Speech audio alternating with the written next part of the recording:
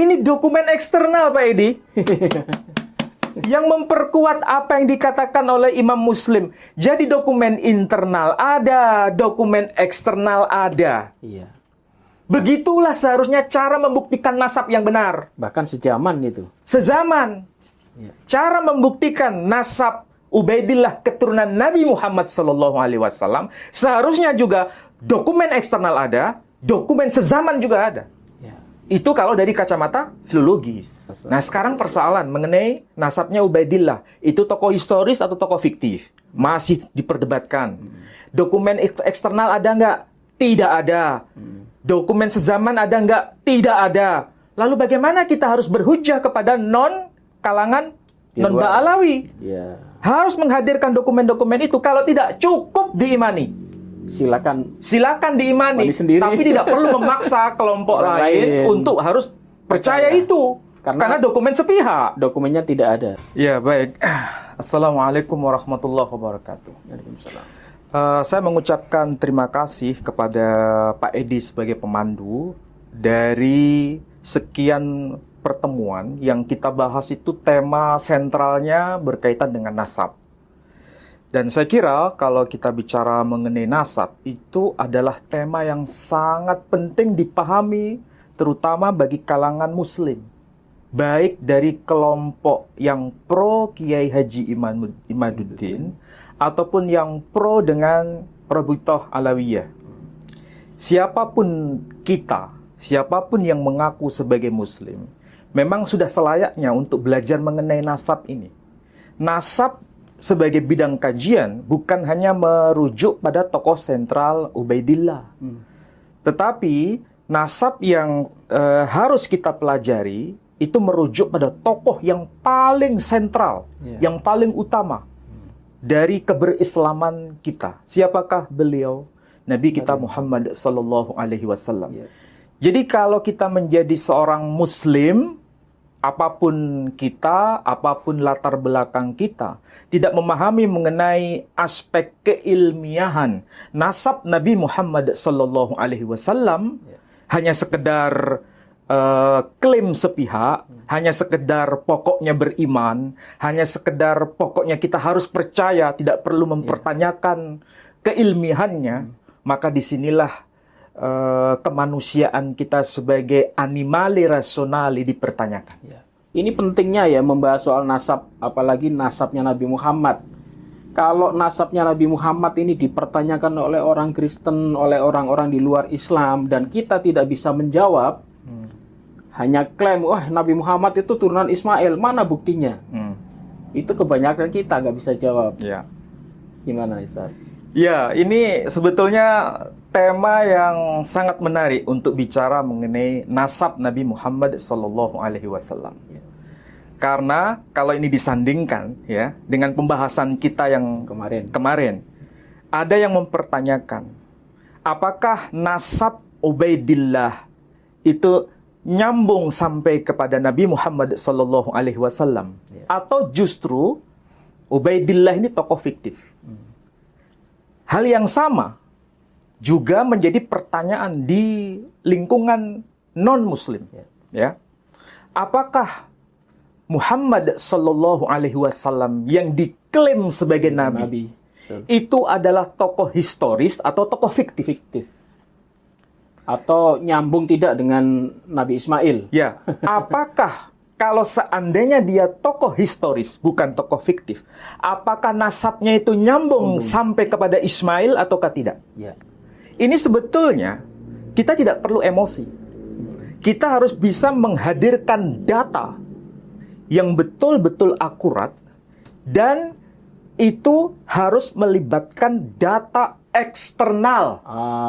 Baik. Dan selain data eksternal, harus juga menghadirkan data yang sezaman dengan tokoh yang dimaksud. Dan kita akan bedah itu pada malam ini dengan dokumen-dokumen pembanding yang tentu saja melintas batas agama, melintas batas bahasa, melintas batas kultur. Oh, ada itu ya? Dan ini akan saya hadirkan dokumen-dokumen itu. Kemarin ada pertanyaan menarik nih Ustaz Ali. Waktu Pak Ali membahas masalah nasabnya Ubaidillah, Itu ada yang mempertanyakan ngapain itu? Gak ada hubungannya dengan Kristen. Gak ada hubungannya dengan Yahudi. Kok Pak Ali menghubung-hubungkan ke Kristen? Padahal Nabi Muhammad lintas batas ini. Pak Ali bilang ada Yahudi, ada Kristen, ada tulisan-tulisan dari non-Muslim ya. Mungkin gimana itu? Nah, itulah perlunya kecerdasan membaca literatur melintas batas dokumen eksternal. Ya. Jadi bukan klaim sepihak dari kelompoknya sendiri. Ya. Kalau Pak Edi ditanya, mengapa Pak Edi bisa percaya kepada Muhammad Sallallahu Alaihi Wasallam sebagai nabi? Apakah betul dia nasabnya nyambung kepada Ismail? Apakah betul dia sebagai tokoh historis? Dokumennya apa yang bisa memvalidasi itu? Kalau seandainya pertanyaan itu diajukan kepada Pak Edi, apakah Pak Edi hanya berdasar pada Iman saja. Iman saja? Dokumen Islam menyebutkan bla bla bla. Ya. Kalau tidak percaya ini dosa. Ya. Kalau tidak percaya ini kamu masuk neraka. Apakah sekedar itu? Tidak. Kita beriman tidak butuh apa semacam Bukan iman buta ya. pengakuan, sekedar pengakuan yang buta, tapi bagaimana kita mempertanggungjawabkan iman kita itu berdasarkan dokumen-dokumen yang valid. Dan tentu saja ini yang akan kita bahas sekarang. Oke.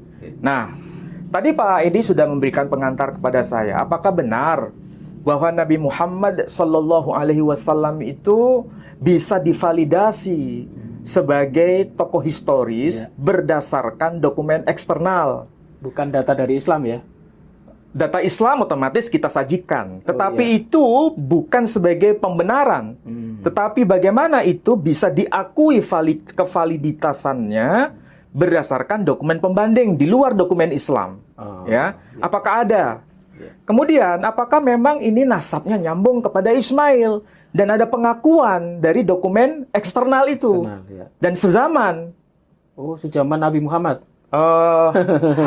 Malam ini Pak Edi, kita akan coba melihat data ya, melihat data.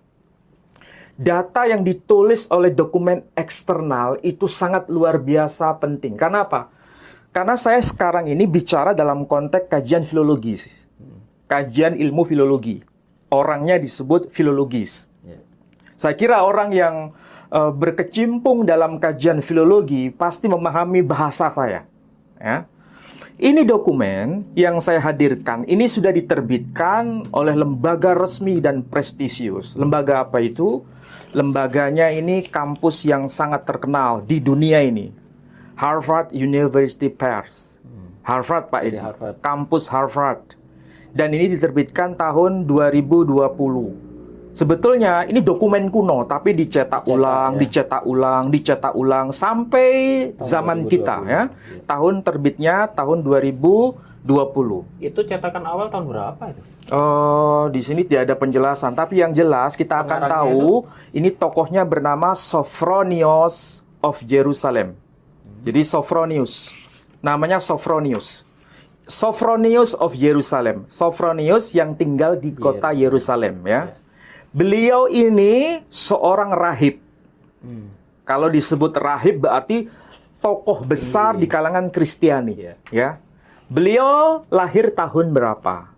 Meninggal tahun berapa? Nah, kalau kita lihat dari data yang sifatnya data akademik, beliau itu lahir tahun 560 Masehi. Meninggal atau wafat tahun 638 Masehi. Perhatikan ini angka penting Pak Edi. Tahun 560 Masehi kalau dia dilahirkan, Nabi Muhammad Shallallahu Alaihi Wasallam sudah lahir belum? Itu belum itu. Belum.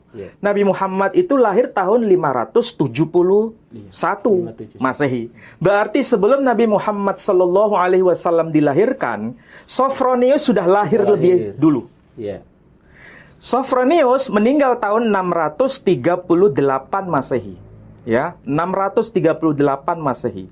Nabi Muhammad Shallallahu Alaihi Wasallam itu meninggal tahun 632 Masehi. Selisih sedikit ya. Ya, berarti ketika Nabi Muhammad Shallallahu Alaihi Wasallam meninggal, Sophronius sebagai rahib Kristen yang tinggal di Yerusalem masih hidup. Dan menulis buku ini. Dan ini berarti dokumen yang sezaman dengan sang tokoh yang bernama Muhammad sallallahu alaihi wasallam ataukah tidak? Sezaman. Sezaman. Ya. Ini catatan bagi siapapun yang berdebat mengenai tokoh Ubaidillah. Ya. Apakah dia tokoh fiktif atau tokoh historis? Harus menggunakan kacamata yang sama. Ketika bicara mengenai nasab Nabi Muhammad sallallahu alaihi wasallam, adakah dokumen eksternal di luar dokumen Islam Sezaman itu. yang sezaman dengan sang tokoh yang bernama Muhammad sallallahu alaihi wasallam? Ini saya hadirkan dokumennya. Tulisan dari Sophronius, rahib Sophronius. Sekali lagi, lahir tahun 560 Masehi, meninggal tahun 638 Masehi. Ini sezaman dengan hidupnya Nabi Muhammad sallallahu alaihi wasallam. Oke? Ya. Ya. Sekarang, apa yang beliau komentari berkaitan dengan Nabi Muhammad sallallahu alaihi wasallam, baik secara langsung atau secara tidak langsung. Nah, saya ringkas saja di sini ya Pak Edi. Itu pakai bahasa apa ini, Pak? Beliau menggunakan bahasa Yunani, bukan bahasa Arab. Oh. Oke? Berarti jelas ini adalah dokumen eksternal, Ya. bukan bahasa Arab, Bukan bahasa Arab. tapi bahasa Yunani, Greek language, Ya. bahasa Yunani, dan sudah diterjemahkan ke dalam bahasa Inggrisnya. Ini awalnya homili, tapi dicatat, ya, dan ini sezaman dengan kehidupan beliau. Ringkasnya di sini dia berkata, atas kehendak Bapa, saya terjemahkan saja ya, supaya para netizen bisa memahami teksnya. Atas kehendak Bapa, dialah yang telah memelihara kebenaran dan iman yang lurus. Kalau bahasa Inggrisnya orthodox faith, iman yang lurus. Dan kita ya akan menumpulkan apa? Menumpulkan pedang-pedang kaum keturunan Ismail. Ya, kita akan menumpulkan pedang kaum Ismail, pedangnya kaum keturunan Ismail, dan kita akan mengembalikan pisau belati kaum Sarasen. Kaum Sarasen itu siapa? Nah, belum saya jelaskan, Iya. ya. Jadi di sini ada ungkapan kaum keturunan Ismail. Iya. Ada ungkapan kaum Sarasen, dan kita akan menghancurkan mata mata anak panah kaum Hagaren. Oh, ada Sanasen, ada Hageren. Jadi ada 3 kata kunci ya. Ya. Kaum Sarasen, Ya. kaum Ismail, Ismail, kaum Hagaren. Ya. Siapa mereka ini? Apakah mereka ini ada kaitan dengan tokoh yang bernama Muhammad sallallahu alaihi wasallam? Ya. Atau tidak ada hubungan sama sekali? Kalau kita mau belajar secara ilmiah, Pak Edi, kita harus hati-hati menggunakan data. Karena ada kemungkinan penafsiran yang menyimpang, yang sebenarnya tidak tepat. Ungkapan kaum Sarasen di sini dalam bahasa Yunani disebutkan Sarakeniken, ya, Sarakeniken. Sarakeniken itu dari dua kata. Sara Ya. berarti Bunda Sara. Oh. Kenos. Ini berarti nasabnya disandarkan kepada Sarah. Ya. Kemudian Hagaren. Hagaren. Kalau bahasa Yunaninya disebut agarikon. Dari 2 kata juga. Hagar. Dari kata agar itu ya Hagar. Ibu ajar. Kemudian kenos berarti nasabnya disandarkan kepada Hagar. Hagar. Kemudian Ismail, kaum Ismail ya. Kalau di bahasa Inggris Ismailite, kaum Ismail, kaum keturunan Ismail. Dalam bahasa Yunani di sini menggunakan istilah Ismaelitiken.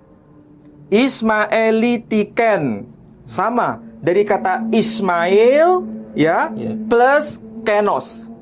Jadi Ismail plus kenos. Ismaelitiken, Sara Keniken, Sara plus Kenos, Agariken atau Agarikon, itu Agar plus Kenos. Artinya nasabnya nyambung kepada Ismail, nasabnya nyambung kepada Sara, nasabnya nyambung kepada Hagar. Siapakah mereka ini? Mereka itu yang dimaksud adalah satu kumpulan suku bangsa yang sebenarnya itu adalah keturunan Ismail, tetapi juga disebut sebagai keturunan Hagar secara biologis. Dan sekaligus sebagai keturunan Sarah secara yuridis. Ibu tiri ya. Ibu tiri. Karena tradisi Kristen, ini lagi-lagi tradisi Kristen. Kalau ada yang alergi dengan bagaimana menganggap atau menghubung-hubungkan pembahasan Ubaidillah dengan tradisi Kristen. Ini bicara nasab Nabi Muhammad sallallahu alaihi wasallam ada kaitan dengan tradisi Kristen. Bahkan buku orang Kristen. Bahkan buku orang Kristen sendiri. Iya, betul. Jadi, kalau kita mau jujur dengan fakta dan data, dokumen, kitab, sekali lagi, harus dengan bukti, dengan kitab, dengan dokumen. Betul. Ini saya hadirkan datanya. Dan ini ditulis dalam bahasa Yunani. Dan jelas disapa dengan sebutan Ismaelitiken. Nasabnya nyambung kepada Ismail, kaum keturunan Ismail. Sekaligus kaum keturunan Hagar. Sekaligus kaum keturunan Sarah. Secara yuridis. Karena di dalam Alkitab sendiri, Nabi Ismail selain putra biologis dari Sayyidah Hajar, sekaligus dia putra adopsi dari Sarah. Dan itu tradisi bangsa Akadia, bangsa Timur Tengah sebelum munculnya era Nabi kita Muhammad sallallahu alaihi wasallam. Tertulis di dalam Alkitab itu apa? Kalau Sarah tidak punya keturunan secara biologis, dia bisa meminta dari yang lain, nanti anaknya itu menjadi anak beliau. Makanya dalam Alkitab kan disebut, oleh karena dia, aku akan punya keturunan. Itu ucapan Sarah kepada Abraham. Iya, betul. Saudara kita kaum Nasrani juga paham itu. Tradisi Kristiani sebenarnya membenarkan mengenai adopsi. Anak angkat itu menjadi bagian dari tradisi nasab itu sendiri. Jadi membahas mengenai Nabi Muhammad Sallallahu Alaihi Wasallam itu kita bisa melalui dokumen ini. Ringkasnya dokumen ini memberikan informasi kepada kita bahwa ada yang disebut sebagai kaum keturunan Ismail, yang nama lainnya adalah kaum keturunan Hagar, yang nama lainnya adalah kaum dari Sarasen, artinya kaum keturunan Sarah.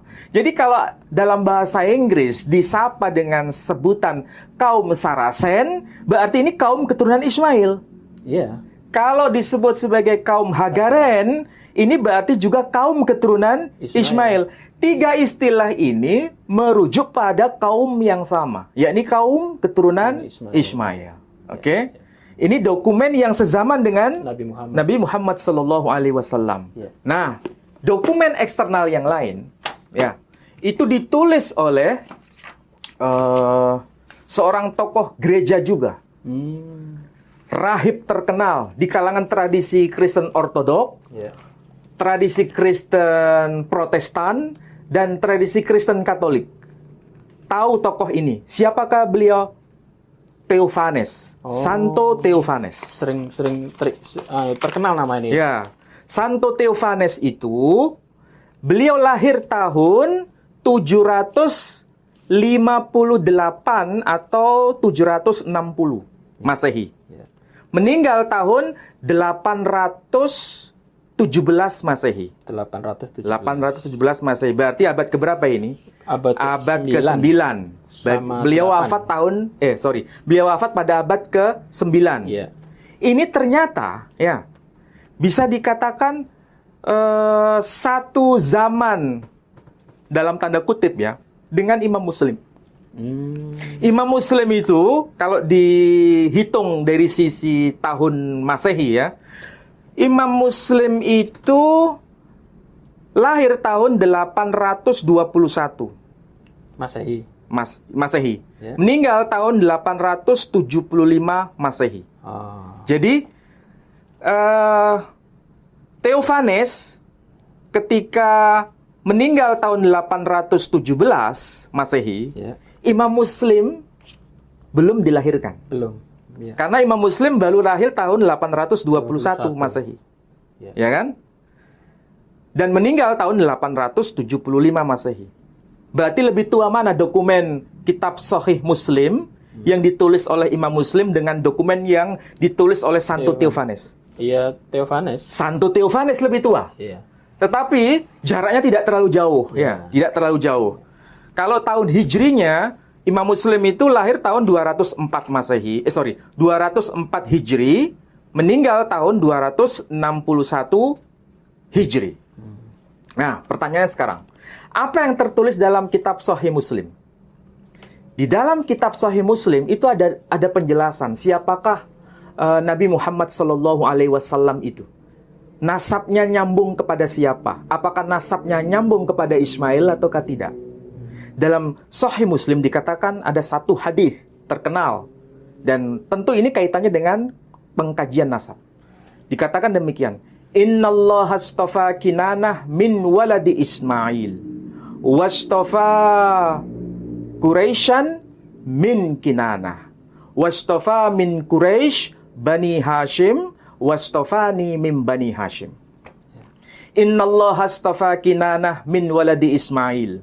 Sesungguhnya Allah telah memilih seorang yang bernama Kinanah di antara keturunan Ismail. Wastafa Quraisyan min Kinanah. Dan Allah telah memilih suku Quraisy dari antara keturunan Kinanah.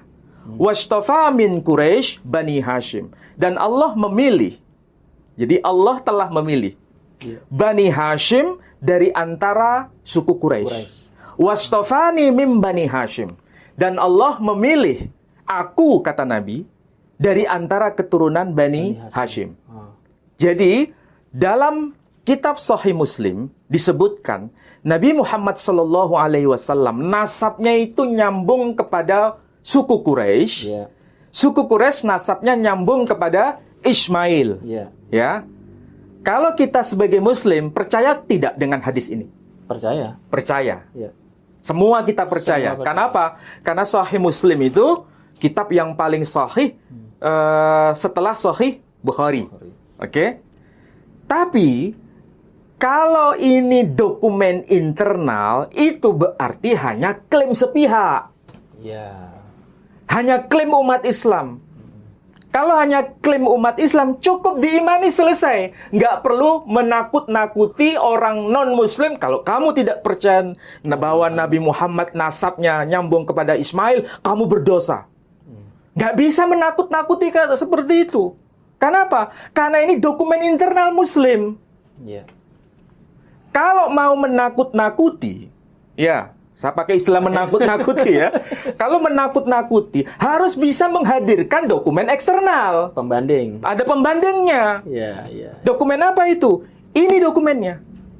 Ini yang tulis orang Kristen ini. Dokumen yang ditulis oleh orang Kristen bahwa nasab Nabi Muhammad SAW itu juga nyambung kepada Ismail melalui Quraisy. Iya, iya, iya. Betul tidak? Ini dokumennya saya bacain. Ya. Santo Theophanes tadi. Santo Theophanes. Jadi di sini Pak Edi, ini memang bahasanya harus dipahami secara arif supaya jangan kemudian terburu nafsu menyalahkan dokumen. Ya. Itu bahasa Yunani juga. Ini bahasa Yunani sudah diterjemahkan dalam bahasa Latin dan diterjemahkan ke dalam bahasa Inggris. Ya. Penerbitnya sama. Penerbitnya mana? Ini. Harvard University Press. Ya, Harvard University Press. Tahun berapa? 2018. Oke, jelas ya? Ini sudah dikompilasi ini. Ini dokumen-dokumen bahasa Latin yang dapat kita akses pada masa abad pertengahan mengenai kehidupan Nabi Muhammad SAW yang diedit dan ditransliterasikan oleh Julian Jolls dan Jessica Weiss, ya. Tahun berapa? 2018. Oke, dari sini jelas. Apa yang tertulis di sini? Saya bacakan yang versi bahasa Inggris, saya terjemahkan ke dalam bahasa kita ya, supaya paham. Di sini disebutkan, ini Santo Theophanes sendiri menulis. Pada tahun ini telah meninggal seorang yang bernama Muhammad. Seorang pemimpin, nabi palsu dari kalangan kaum Saracen. Disebutkan ya. Saracen ya. Saya ulangi lagi. Pada tahun ini telah wafat, telah meninggal seorang yang bernama Muhammad, seorang pemimpin, nabi palsu dari kalangan kaum Saracen. Ya, yang juga dikenal sebagai orang-orang Arab. Jadi kalau begitu, ya, ada seorang yang bernama Muhammad, dalam tulisan ini ya, Santo Theophanes, menyebutnya sebagai pemimpin, dan sekaligus menyebutnya sebagai nabi palsu. Ya, karena ini Santo Theophanes ini lahirnya setelah Nabi Muhammad meninggal ini ya. Ya, betul. Jadi, kalau dia menyebut nabi palsu, itu wajar. Kenapa? Karena ini bukan bagian dari imannya seorang rahib yang bernama Santo Theophanes. Kalau dia menganggap seorang nabi yang benar, berarti dia jadi muslim. Muslim dia. Ya kan? Tapi karena dia bukan muslim, seorang Kristen, wajar dia anggap sebagai nabi palsu. Agama baru soalnya. Karena dianggap sebagai agama baru yang dianggap menyimpang. Kalaupun disebut sebagai nabi palsu, tidak ada masalah. Tapi dia mengakui bahwa ini tokoh historis. Ada keberadaan. Bukan tokoh fiktif. Bahkan menyebut nama langsung ya. Menyebut nama langsung. Namanya disebut Muhammad. Bukan tokoh fiktif. Meskipun agamanya tidak diakui. Ajarannya tidak diakui. Makanya di sini menggunakan istilah apa? Disebutkan nama Muhammad. Dari dalam bahasa Latin disebut Muhammad. Kalau bahasa Inggrisnya Muhammad, kalau sudah diinggriskan. Nama aslinya dalam bahasa Latin disebutkan Muhammad. Saracenorum qui et Arabum princeps et pseudoprofeta. Artinya apa? Seorang yang bernama Muhammad, Saracenorum, keturunan kaum Saracen. Berarti kaum Saracen itu sama dengan kaum keturunan Ismail. Sama dengan kaum keturunan Hagar. Sama seperti kesaksian Sophronius.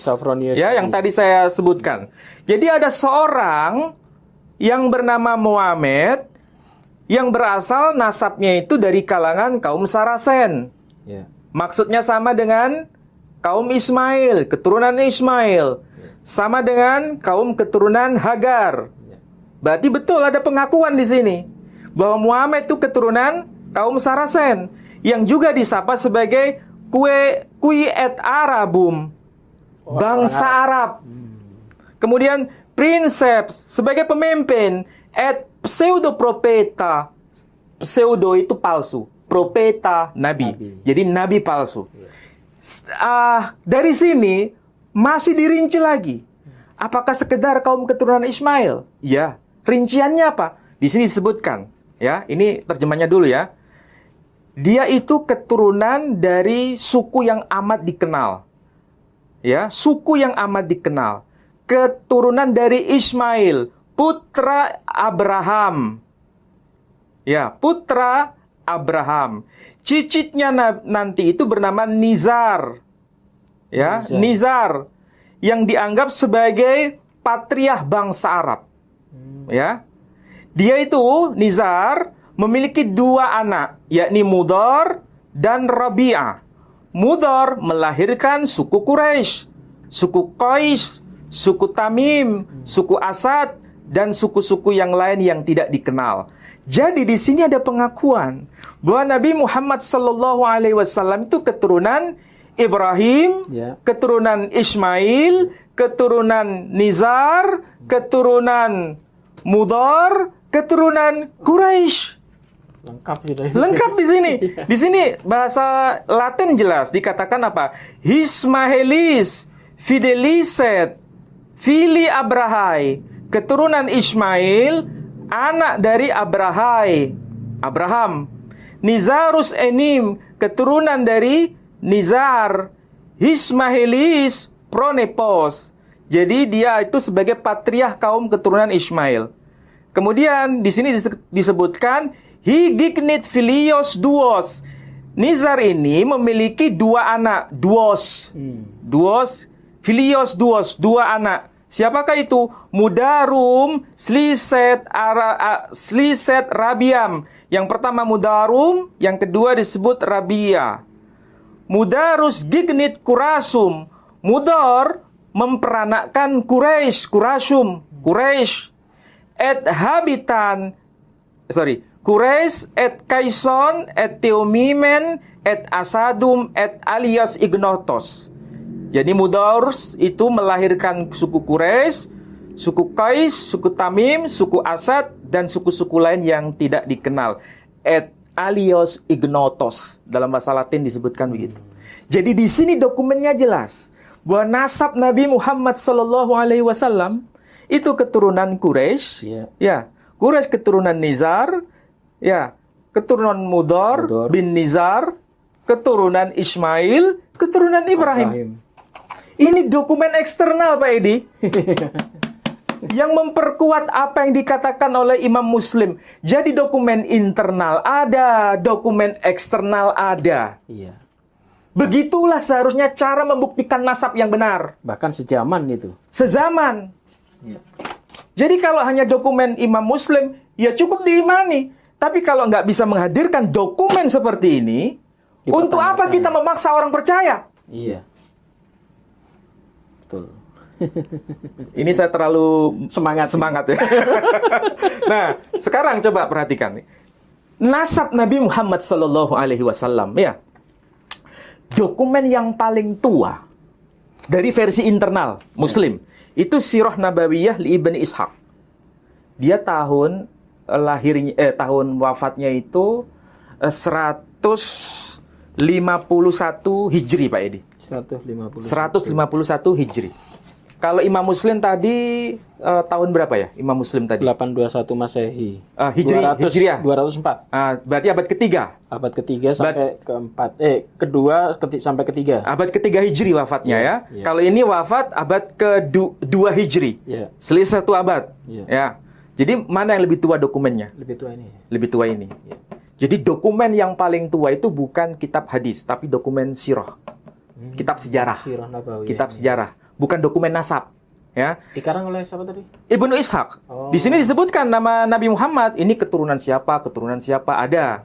Tetapi ini bukan dokumen kitab nasab. Ini dokumen kitab sejarah. Ya, dokumen tarikh. Nah, dokumen mengenai nasab yang paling awal mengenai Nabi Muhammad SAW ini adalah kitab Jamharah Nasab Quraisy. Wafat tahun berapa? 256. Berarti abad ketiga Hijri. 256 Hijri. Ya. Sezaman dengan Imam Muslim, ya. Abad ketiga Hijri. Iya, ketiga. Nah, ini juga abad ketiga Hijri. Ini dokumen nasab. Dan memang ada mengutip soal Nabi Muhammad SAW. Sampai Nabi Ismail ya. Di sini sederhana aja. Hanya dikatakan wa yaqulu laha ma arahu illa nabiy hadhil ummah alladhi basyara bihi Musa wa Isa. Aku tidak melihatnya kecuali hanya seorang nabi umat ini yang telah diberitakan mengenai kedatangannya oleh Musa dan Isa. Ini bicara mengenai Nabi Muhammad SAW sudah termaktub di dalam kitab Jamharah Nasab Quraisy. Abad ketiga Hijri. Jadi kalau dibandingkan dengan masa kehidupan Nabi Muhammad SAW, jaraknya jauh atau dekat? Dekat itu. Sangat dekat. Tapi dokumen nasab Nabi Muhammad SAW ada. Lalu bandingkan dengan Ubaidillah. Yang abad-abad yang seharusnya muncul belakangan. Tapi dokumen itu nggak ada sama sekali. Kalau kita berpikir waras, Pak Edi. Nalar kita jelas. Seharusnya untuk melacak nasab Nabi Muhammad SAW itu dokumennya agak susah seharusnya. Lebih tua soalnya. Karena lebih tua. Lebih jauh. Lebih mudah untuk melacak nasab Ubaidillah. Karena era belakangan. Pertengahan. Tapi itu pun tidak dokumen mengenai nasab Ubaidillah tidak jelas seperti sejelas nasab Nabi Muhammad SAW. Ini kita bicara mengenai dokumen, Pak Edi. Ya. Pak Edi paham maksud saya enggak? Paham. Ya, baik. Ini karena tadi sudah dijelaskan bahwa luar biasa ini ya, Nabi kita Nabi Muhammad ini. Ternyata dokumen-dokumennya itu bukan hanya tulisan dari orang Muslim saja, tetapi tulisan itu dari orang non-Muslim loh, orang Kristen. Bahkan hidupnya sejaman dengan Nabi Muhammad. Bahkan ada lagi tulisan setelah Nabi Muhammad wafat, tulisan itu pun ada yang mencatat lagi, yaitu dari Santo Theophanes tadi ya. Dan luar biasanya itu nyambung. Jadi tidak ada kesangsian sama sekali bahwa Nabi Muhammad itu turunan langsung dari Nabi Ismail. Berarti malam hari ini sekaligus menjawab semua tuduhan non-Muslim bahwa Nabi Muhammad itu nasabnya tidak nyambung ke Nabi Ismail. Dan ternyata tuduhan itu dibantah justru oleh orang-orang dari non-Islam sendiri. Ada dokumen eksternal. Dan ada dokumen eksternalnya. Sezaman lagi dengan Nabi Muhammad SAW. Ini kalau kita bandingkan dengan yang nasabnya Ba'alawi yang lebih muda, harusnya tuh lebih kuat datanya. Lebih lengkap lagi harusnya. Seharusnya yang datanya sezaman dengan masa kehidupan Ubaidillah. Dan dokumennya dokumen eksternal. Di luar dokumen kalangan Ba'alawi. Kalau hanya dokumen kalangan Ba'alawi sendiri cukup diyakini. Nggak perlu memaksa kelompok di luar Ba'alawi. Sama seperti ini kalau kita bicara nasab Nabi Muhammad SAW, hanya dokumen Islam cukup diyakini. Tapi kalau mau kajian ilmiah harus hadirkan dokumen eksternal. Ya itu ya. Kalau kita ujian tesis harus bawa semua datanya. Semua data eksternal itu harus ada, bukti eksternal dokumennya itu di luar kelompoknya, ya kan? Kemudian dikaitkan dengan dokumen sezaman. Apalagi dokumen sezaman surat-surat Nabi. Nabi itu kan pernah menulis surat-surat. Ya, kepada raja Persia, kepada raja Bizantium, kepada suku bangsa ini, suku bangsa itu. Ini saya hadirkan ya. Ini mungkin tidak banyak orang tahu. Ternyata ada surat Nabi SAW yang dituliskan kepada orang Yahudi dengan menggunakan huruf Ibrani. Masya Allah. Berarti ada yang pintar bahasa Ibrani di zaman Nabi itu. Dokumen ini baru terbuka sekarang. Dan ini ya, ini terbukti dengan data ini ya. Ditulis di kalangan, bukan ditulis ya, dihimpun oleh kalangan Muslim sendiri. Muhammad Hamidullah ya. Ini majmu'ah, ini semacam ensiklopedia. Dan kitab ini banyak menghadirkan foto-foto dari surat-surat ya, surat-surat Nabi. Di sini tersimpan itu ya. Iya. Dan ini di internet juga ada sebetulnya. Ini salah satu surat Nabi yang ditulis dengan huruf Arab, huruf Ibrani, bahasanya Arab yang disebut Yudeo-Arabik. Makanya di sini disebutkan ini kitab nusiba ilaihi sallallahu alaihi wasallam li Hanina wa ahli Khaybar. Jadi ini tulisan yang ditulis pada zaman Nabi sallallahu alaihi wasallam yang dikirimkan kepada Hanina dan juga penduduk Khaybar. Penduduk Khaybar kan orang-orang Yahudi. Orang-orang Khaybar. Madinah ke arah utara. Orang-orang Khaybar. Ketua kaum Yahudinya disebutkan namanya Hanina. Ditulis dengan apa ini? Bil lughatil arabiyyah walakin bi khat Ibrani. Jadi ini ditulis dalam bahasa Arab tapi khatnya Ibrani. Ini dokumen yang sampai sekarang masih tersimpan. Di mana ini? Ini ma'khudh min majallah Jewish Quarterly Review. Nah, ini bahasa Inggris tapi sudah diarabkan ya. Jadi ini dokumen yang sudah divalidasi oleh jurnal internasional di Israel. Jewish Quarterly Review. Ini dokumen masih ada Pak Edi. Itu bahasa Ibrani ya? Tulisannya Ibrani. Nah, ini tulisannya kayak gini.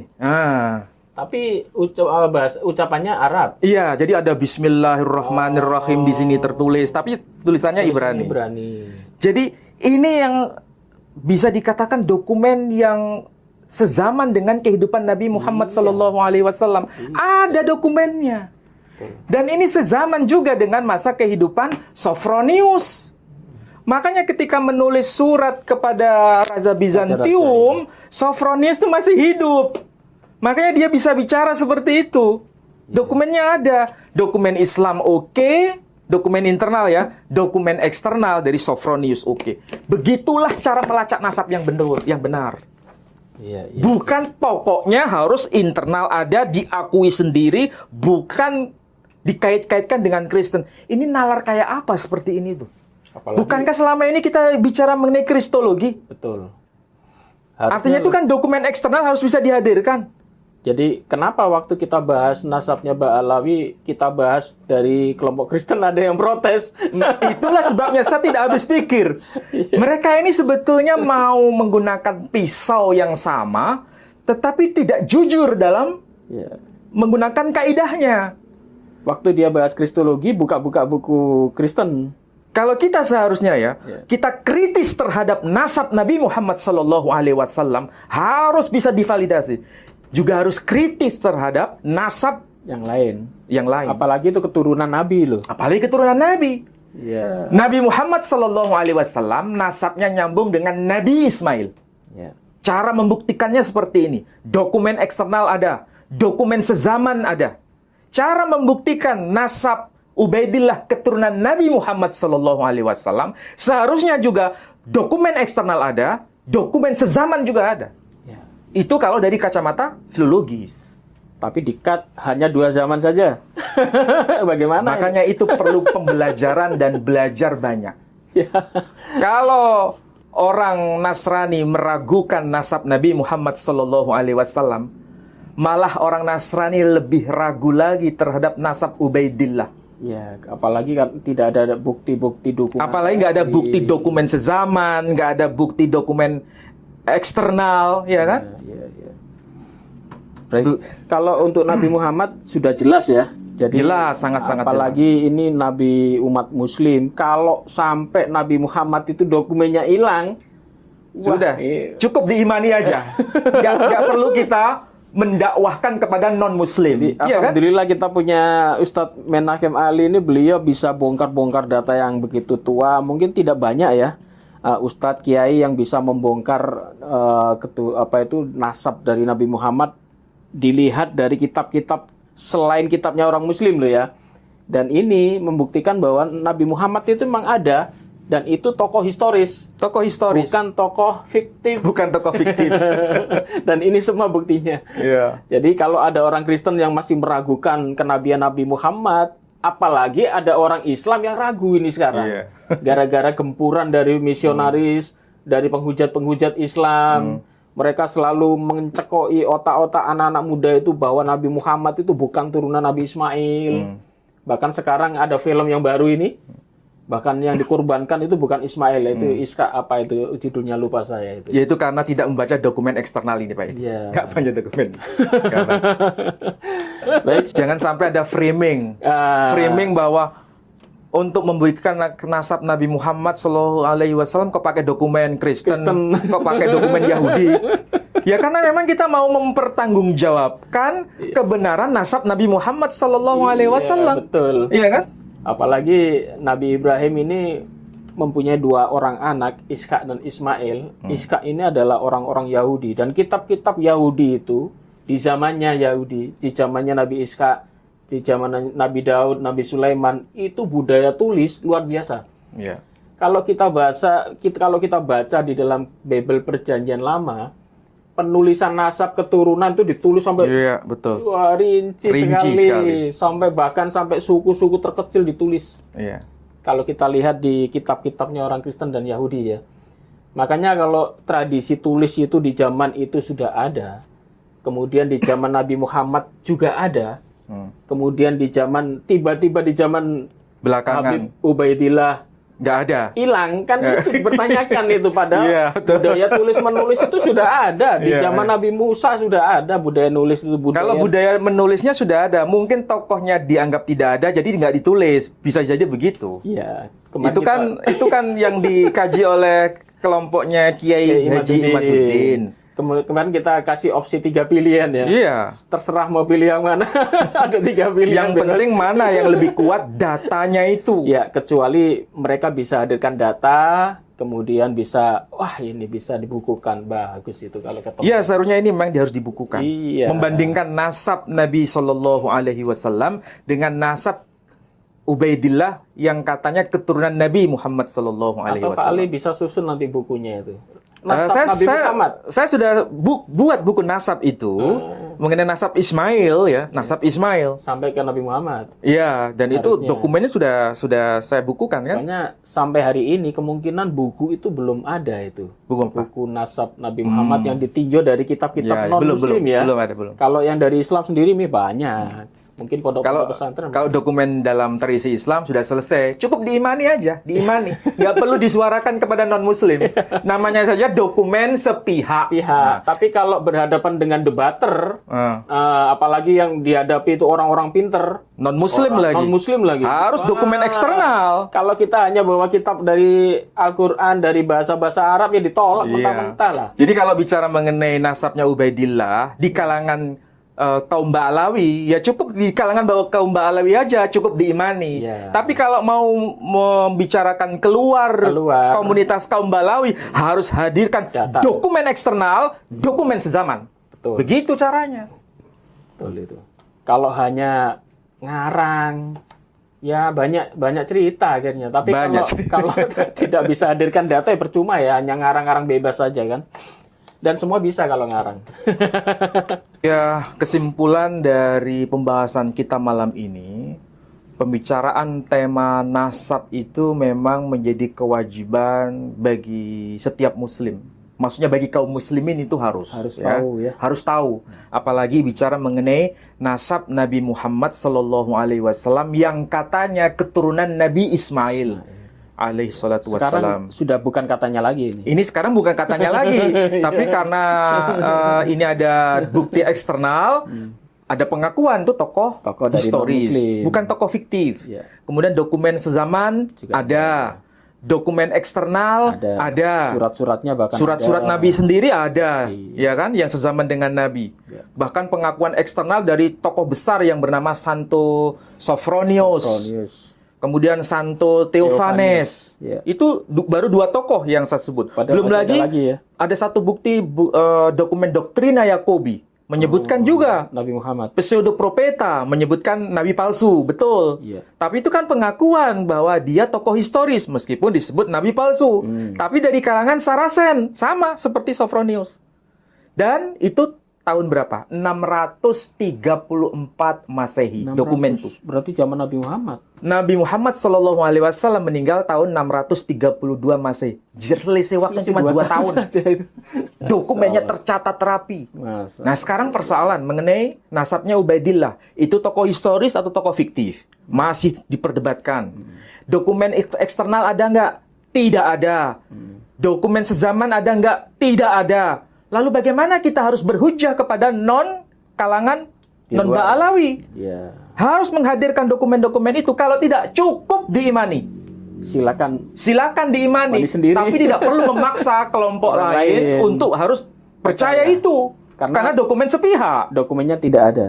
Iya. Kecuali kalau dokumennya ditemukan. Kecuali kalau dokumen eksternal ditemukan, dokumen sezaman ditemukan, Ya. tokoh historisnya betul-betul ada pengakuan dari dokumen eksternal, baru meyakinkan. Ya. Dari perbincangan kita malam hari ini, kita sudah membuat perbincangan yang sangat luar biasa di sini. Bagaimana nasab Nabi Muhammad dibandingkan dengan nasabnya Ubaidillah. Jadi semua terserah pada pendengar ya. Silahkan Anda komen, mau komen jelek atau positif, terserah, bebas. Yang jelas kita sudah menunjukkan bukti-bukti. Ini kita bukan didasarkan dengan kebencian, Pak Ali, ya. Enggak. Tidak ada rasa kebencian sedikit pun kami dengan baik itu dari kelompok Habib, baik itu dari kelompoknya Kiai Imad. Dua-duanya kita tidak ada rasa kebencian sama sekali. Ini murni pembahasan soal Pembahasan dokumen. dan ilmu nasab. Apalagi beliau, Ustadz Menahem Ali ini adalah dosen ilmu filologi berdasarkan kajian filologi. Jadi bukan ngarang-ngarang ya. Apalagi ada tuduhan Pak Ali sekolahnya dari tempel ban lagi. Ya, mungkin dari tukang jual sayur barangkali. Itu ucapan preman sih ya. nggak layak itu dikatakan sebagai pemikir atau apalagi ustadz. Kan orang bisa tahu ya, komentar-komentar yang akademik, komentar-komentar yang ilmiah, dengan komentar-komentar preman pasar itu kan tahu bedanya. Sehingga orang bisa tahu ini dari kelompok mana sih yang cara bicaranya kayak begitu. Itu akan orang semakin cerdas dan bisa mengidentifikasi, gitu loh. Soalnya apa sih, kita fanatik buta juga buat apa gitu loh. Kita juga tidak mendapatkan pahala dari situ ya. Kecuali kita fanatik kepada Nabi Muhammad itu kita dapat pahala luar biasa. Tapi kalau hanya seseorang yang mengaku keturunan Nabi, kemudian kita tidak percaya, itu pun kita tidak berdosa. Tidak Karena ada konsekuensi gugurnya iman gugurnya kita. iman. Soalnya apa? Kita mempertanyakan bagaimana dasarnya, dasarnya apa? Kita memang menghormati dzurriyyah Nabi, harus, itu wajib ya. Semua umat muslim menghormati. Tetapi kritis itu juga tidak dinafikan ya. Boleh mengimani, tetapi jangan melalaikan kekritisan. Kalau ada orang mengkritisi, tunjukkan. Dan itu kita akan bisa membuka semua orang sependapat dengan apa yang dia mau ya. Bukan hanya tadi Pak Alif ceritanya hanya sepihak saja. Kalau sepihak ya silakan imani sendiri begitu ya.